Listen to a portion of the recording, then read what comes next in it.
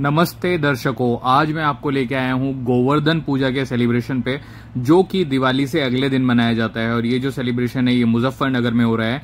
आप देख ही सकते हैं ये जो पूरा एरिया है ये मुजफ्फरनगर का एरिया है। और आज मैं आपको बताने वाला हूँ कि यहाँ पे एक्चुअली मेरा एक्सपीरियंस रहा कैसा।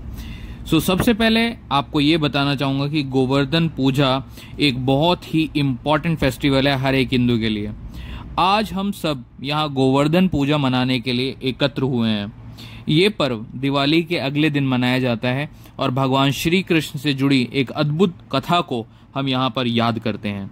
गोवर्धन पूजा को अन्नकूट भी कहा जाता है, जिसका मतलब होता है भोजन का पर्वत, यानी कि खाने का पर्वत।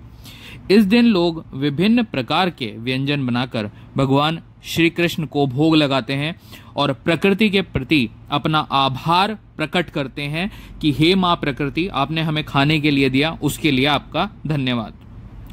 बहुत समय पहले गोकुल नामक गांव में लोग रहा करते थे। हर साल इंद्रदेव की पूजा करते थे ताकि अच्छी बारिश हो। हम हर साल इंद्रदेव की पूजा करते हैं, उस गांव का एक बालक बोलता है। फिर एक दूसरा बालक जो होता है वो कहता है, भाई पता कर अपनी मम्मी से बेसिकली कि ये मनाया क्यों जाता है, ये जो पर्व है ये क्यों मनाया जाता है जो हम इंद्रदेव की पूजा करते हैं। तो उसकी माँ बोलती है, बेटा ताकि हमारे गांव में वर्षा हो सके और हमारी खेती जो है वो अच्छी तरह से फल फूल सके। तो जब बच्चा होता है वो फिर से क्वेश्चन पूछता है, पर माँ असली धन्यवाद तो गोवर्धन पर्वत को देना चाहिए, जो हमें पेड़ पौधे घास जल इत्यादि देता है। हमें उसी की पूजा करनी चाहिए। और यहां से उस बच्चे के विचार से सभी लोग बहुत ज्यादा इंप्रेस हो जाते हैं। गांव वाले कहते हैं, ठीक कहा तुमने, इस बार हम गोवर्धन पर्वत की पूजा करेंगे। जब इंद्रदेव को पता चलता है कि गोकुलवासी उनकी पूजा नहीं कर रहे हैं तो वो बहुत ज्यादा क्रोधित हो जाते हैं। उन्होंने भयंकर वर्षा आंधी तूफान को बोला, जाओ और इस गांव को तबाह कर दो। गांव वाले डर गए और उन्होंने बोला, हे कृष्ण, चारों तरफ जल ही जल है, आप हमारी मदद करिए। कृष्ण ने तब वहां पर मुस्कुराते हुए कहा, डरो मत, मैं सबको बचा लूंगा। और उसके बाद श्री कृष्ण ने क्या किया, उन्होंने अपनी एक उंगली पर गोवर्धन पर्वत को उठा लिया और इसके नीचे सारे गांव वालों को बुला लिया। और इसी कथा की वजह से जो गोवर्धन पर्वत है वो बहुत ज्यादा फेमस है।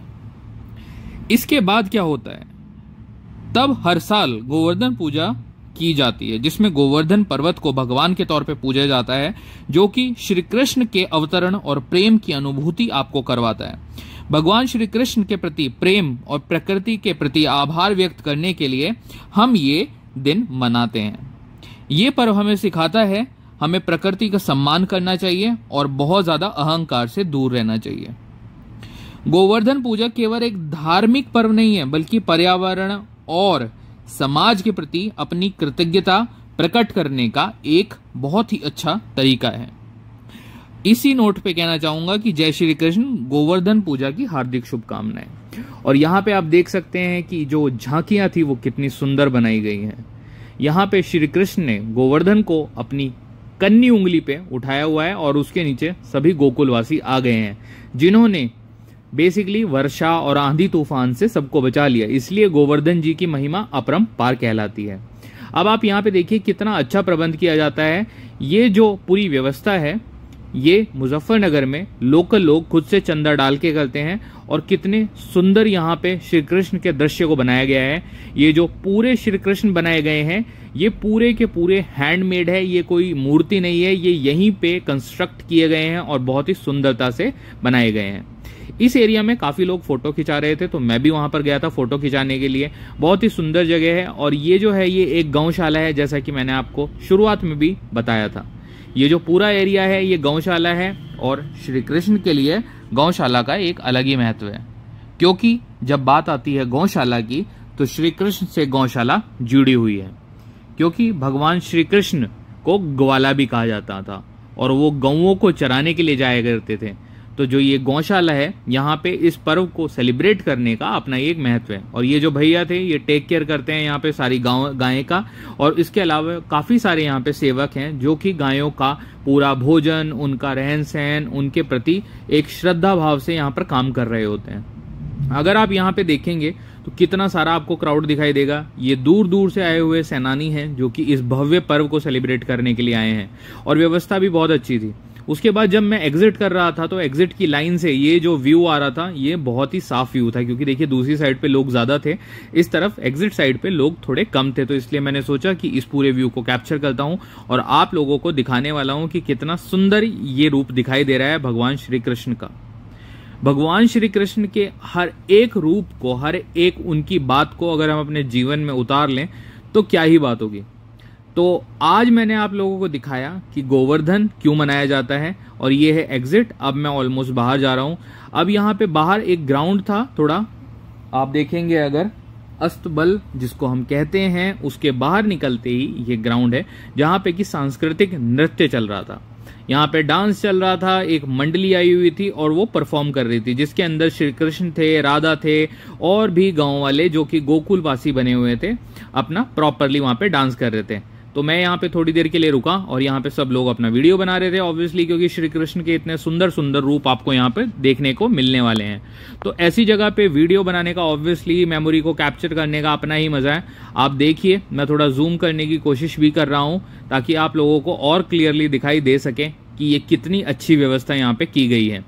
ये जो पूरी व्यवस्था थी ये गांधी कॉलोनी में की गई थी मुजफ्फरनगर में, और यहाँ पे चंदा इकट्ठा किया जाता है पूरे बाजार के द्वारा, सारे व्यापारियों के द्वारा, जो कि बहुत ही सुंदरता से इस पर्व को मनाते हैं। अगर आपको कभी मौका मिले और आप मुजफ्फरनगर के आसपास रहते हैं या थोड़ा दूर भी रहते हैं, अगर आपको गोवर्धन पूजा पे कभी भी मुजफ्फरनगर जाने का मौका मिलता है तो आपको डेफिनेटली जाना चाहिए। मुजफ्फरनगर लगभग हरिद्वार से 70 किलोमीटर के डिस्टेंस पे है और दिल्ली से लगभग 130 से 140 किलोमीटर के डिस्टेंस पे है। मुजफ्फरनगर अपने आप में ही काफी फेमस जगह है क्योंकि यूपी में आता है और यूपी की हर एक पर्टिकुलर जगह फेमस है ही। यहाँ पे जो डांस मंडली थी, इनका जो कार्यक्रम था बहुत ही अमेजिंग था, और आप लोग देख सकते हैं कितना इन्होंने मेकअप अच्छा किया हुआ है और ये लोग अपने कैरेक्टर में किस हद तक घुसे हुए हैं। तो मुझे पर्सनली बहुत मजा आया। इस गोवर्धन पूजा एक डिफरेंट टाइप का एक्सपीरियंस रहा जो कि मैंने कभी अपने होम टाउन में नहीं किया, क्योंकि इस तरह से गोवर्धन पूजा को सेलिब्रेट होते हुए मैंने भी पहली बार देखा था। पूरा मेला लगा हुआ था बाहर और आप देख सकते हो बच्चे, बूढ़े, जवान सभी लोग बाहर मेले में घूमने आए हुए हैं। और ये जो मार्केट है ये पूरी मेन रोड मार्केट है। अभी यहाँ पे मेला लगा हुआ है इसलिए आपको ये थोड़ी इस तरह की लग रही होगी कि ये कोई गली है, जबकि ये प्रॉपर चौड़ी सी रोड है। हर एक चीज अवेलेबल थी मेले में, बच्चों के लिए खिलौने हो, चाहे खाने पीने के सामान हो, चाहे टैटू हो, चाहे कुछ भी घर सजाने के सामान हैं, लड़कियों के लिए हैंडीक्राफ्ट्स हैं, उनके लिए माला हैं, चेन हैं, फ्लावर्स हैं, पेंटिंग्स हैं, हर एक चीज़ यहाँ पे अवेलेबल थी। थोड़ा पार्किंग का इशू रहता है, बट मेक श्योर करिए कि आप पार्किंग अच्छी जगह कहीं लगा दें जहाँ पे कि आपकी गाड़ी गिरने का चांस ना रहे, क्योंकि हौच पौच एरिया में आप लगाओगे तो मिस होने का चांस रहेगा। तो अगर आपको ये वीडियो, मेरा एफर्ट पसंद आया है तो प्लीज़ हमारे वीडियो को लाइक करिएगा, शेयर करिएगा एंड सब्सक्राइब करिएगा मेरे चैनल को। जय Shri Ram. Thank you so much guys.